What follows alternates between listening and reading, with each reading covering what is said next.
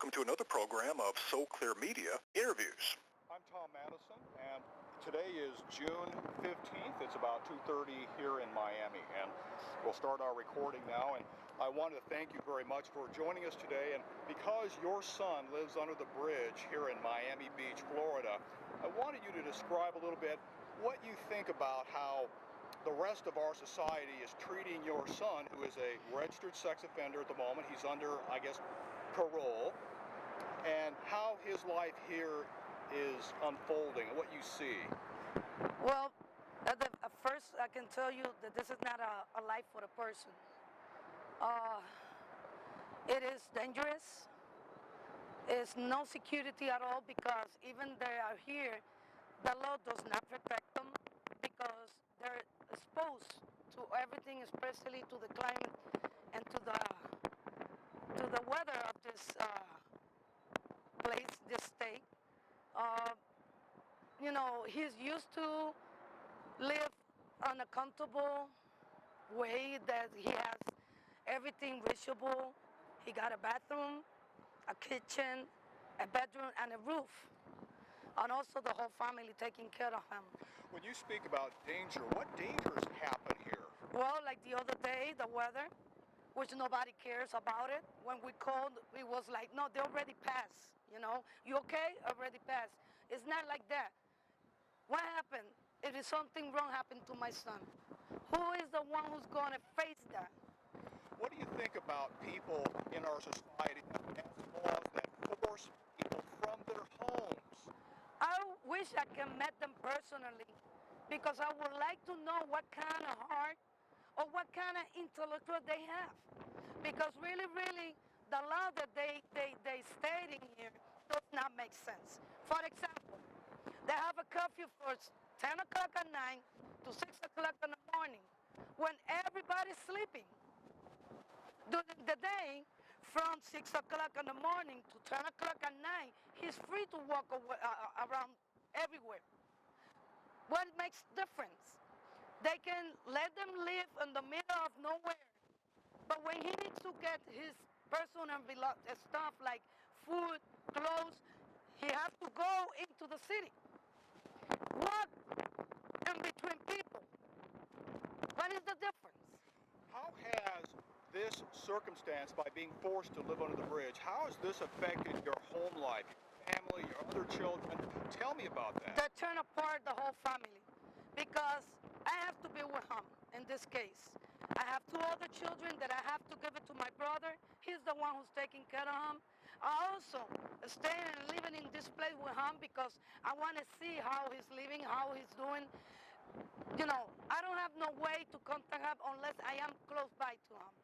And your son is here today. You're here cooking a meal for him and helping him deal with living under this bridge. But that means you are not at home caring for the other family members. Exactly. How are the other family members dealing with this absence? Oh no, they're supporting me 100%. My family does not turn their back on him. No, different, completely awkward. They are here also. They bring our food, they go buy groceries, they take care of him, they get their clothes.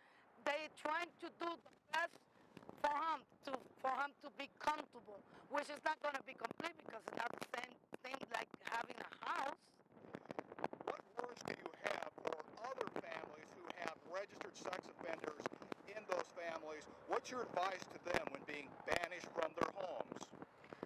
The only thing that I can tell you, that I can tell them, is to do the same like me. Don't lay back. Don't think that is the end of the world. Keep fighting. Keep fighting, because that's the only way that you're going to make something different. The only way that you can change this nonsense is let them hear your voice. Let them know how you feel. Let them know that those people, those sex offenders, yes, I know, there's a bunch of them out there that you have to be careful. I'm not going to say the difference.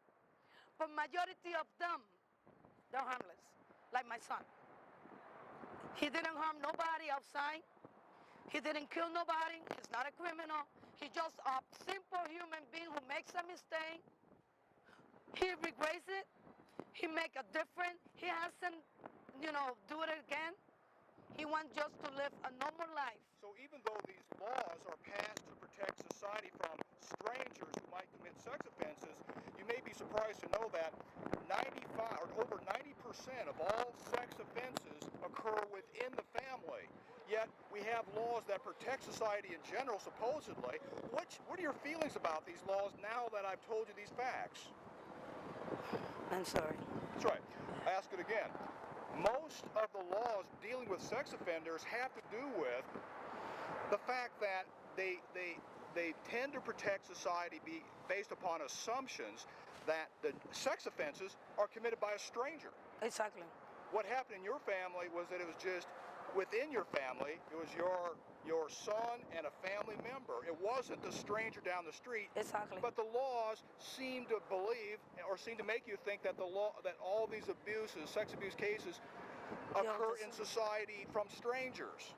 Yeah, and that's what it really aggravates me, because when I ask why they're treating him like the rest of the sex offenders that really, really commit a crime, they told me that it's only one law, and that one law have to go to all of them. It doesn't make sense that. It doesn't make sense because I think humanly, that everybody should be measured by their different crimes, by their different mistakes. I cannot understand how they can treat my son as a criminal, like said the Candelaria raper, when he never committed a crime like that. One last question, and that is, what words do you have for the Florida legislature and Governor Charlie Crist? Oh, sweetheart, you better think about again. I hope that you never have to go through this, because I know that you have family, you have children also, and your family. I hope that you never ended in a situation like this. The only thing that I can ask you as a mother from the bottom of my heart is to analyze again all those rules, all those laws, and trying to see through my eyes and feel through my heart the way that he is moving all this society. Again, let me tell you something, my son is not a criminal. If my son would be a criminal, I would be the first person who's going to point him and make him pay for his crime. But I know that he's not. He's just a simple teenager. He made his mistake, but he deserves a decent life. He deserves the rights to be trust, to be respect as a human being. The only one who can say yes or no, whoever wants to do anything with my son, is the one up there.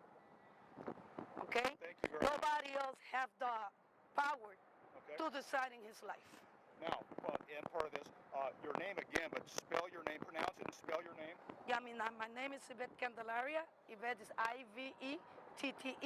Last name Candelaria, Candelaria. And what city do you live in?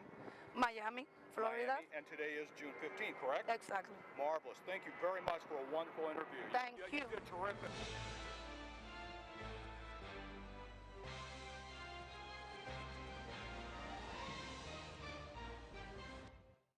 Welcome to another program of SOclear Media Interviews.